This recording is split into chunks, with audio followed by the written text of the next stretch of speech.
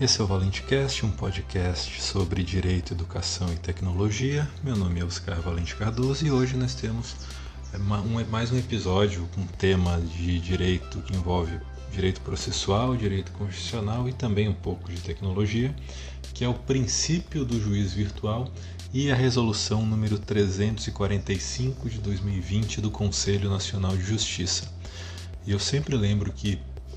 os nossos episódios também podem ser lidos em formato de texto no site www.oscarvalentecardoso.com/blog. Esse ano de 2020, além de ter sido marcado por uma pandemia e pelas medidas de isolamento causadas por ela e todas as consequências sociais, econômicas, políticas, culturais e outras decorrentes da pandemia e do isolamento, esse ano também deve ser lembrado no futuro pela aceleração e pela ampliação da informatização dos sistemas processuais e também da virtualização dos serviços prestados pelo Judiciário no Brasil. A expansão do uso da tecnologia nos tribunais e na prestação jurisdicional não se limitou só ao processo eletrônico, mas a vários serviços prestados pelo Judiciário,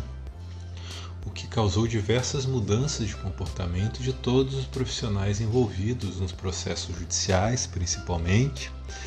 e as pessoas que procuram a justiça para resolver os seus conflitos. Então, hoje é muito comum que os advogados não precisem mais levar suas petições pessoalmente aos fóruns. Os seus clientes podem enviar de imediato fotos de documentos que são pedidos pelos advogados com o uso da câmera de um smartphone e de um aplicativo de mensagem. E qualquer pessoa também pode acompanhar em tempo real o andamento de seu processo, de todos os atos praticados nele, de todas as decisões que foram publicadas no processo, e até mesmo o trabalho interno de juízes e servidores no judiciário é realizado à distância, o que permitiu em 2020, inclusive, a realização de audiências e sessões de julgamento por videoconferência desde qualquer juizado especial em qualquer cidade do interior no Brasil e até mesmo o Supremo Tribunal Federal, ou seja, não houve uma paralisação, um impedimento, um atraso no andamento regular dos processos, porque todos os atos continuaram sendo praticados mesmo durante as medidas de isolamento que existiram no ano de 2020 e isso deve se tornar uma realidade nos próximos anos e se concretizar como um hábito, uma prática comum nos processos judiciais. Por outro lado, essa ampliação da virtualização do judiciário e do teletrabalho também levou a um aumento de vulnerabilidades e de incidentes de segurança da informação, como os ataques que ocorreram aos sistemas do Superior Tribunal de Justiça e do Tribunal Superior Eleitoral, inclusive durante as eleições, no mês de novembro de 2020. Ainda assim, esses episódios não vão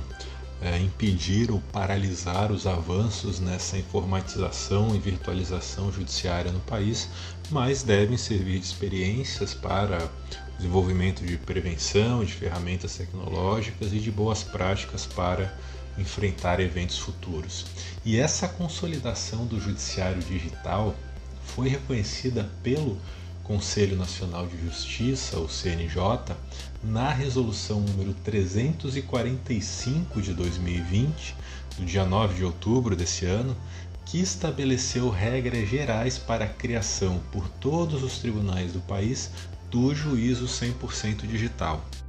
Com esse ato, o CNJ autorizou todos os tribunais do país a criarem unidades judiciárias que funcionarão integralmente no meio digital. Isso significa que não só os processos são eletrônicos, mas todos os atos praticados ocorrem em meio virtual, sem a presença ou sem a participação física de partes, testemunhas, peritos, advogados públicos e privados, promotores, servidores, juízes e qualquer outra pessoa que participar do processo.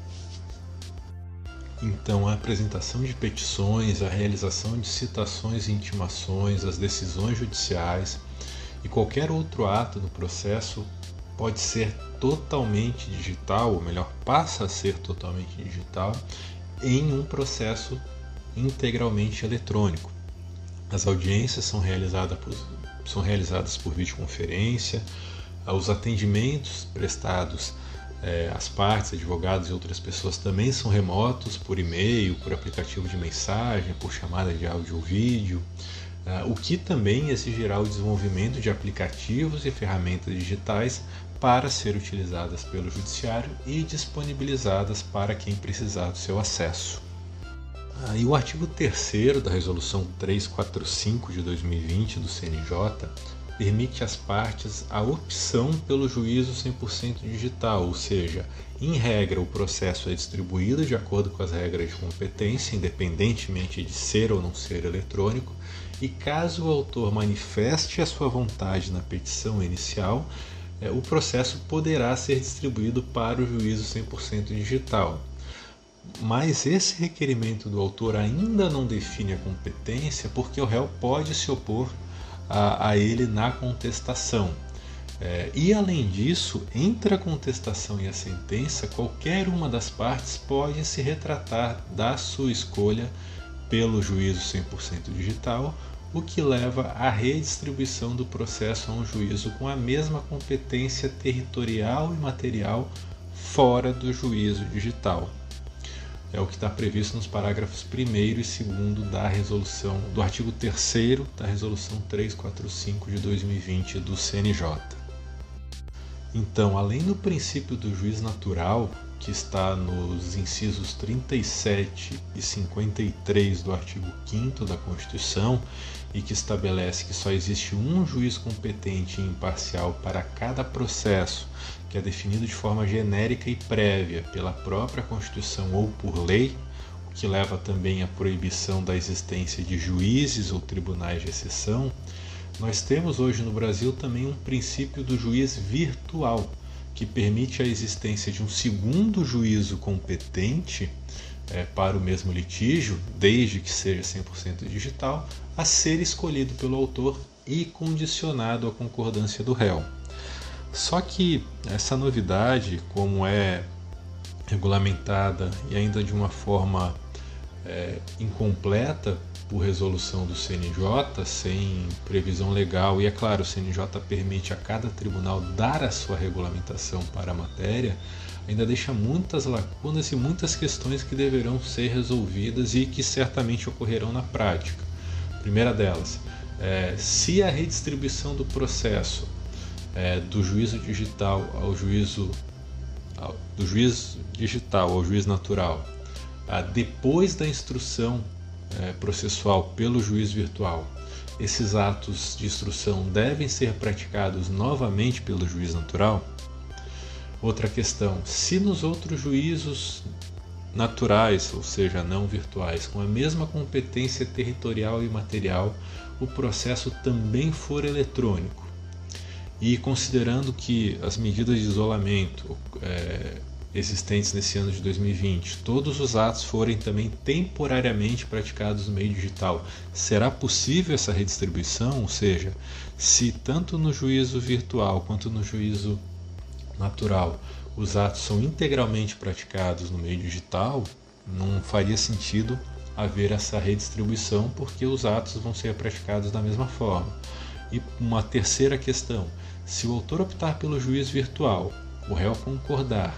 mas durante a tramitação do processo, o único juiz natural que tiver competência territorial e material para essa demanda julgar um caso semelhante de modo favorável ao réu,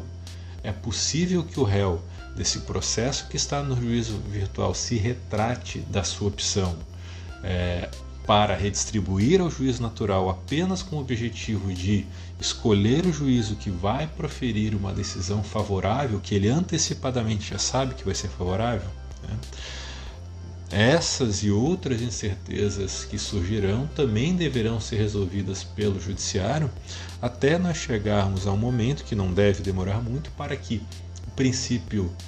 do juiz natural seja totalmente absorvido pelo princípio do juiz virtual, em que todos os atos processuais serão praticados no meio digital e não haverá nenhuma diferença entre um juízo virtual ou digital e um juízo não digital. Então encerramos o nosso episódio de hoje e amanhã nós voltamos com mais um episódio do ValenteCast. Até mais!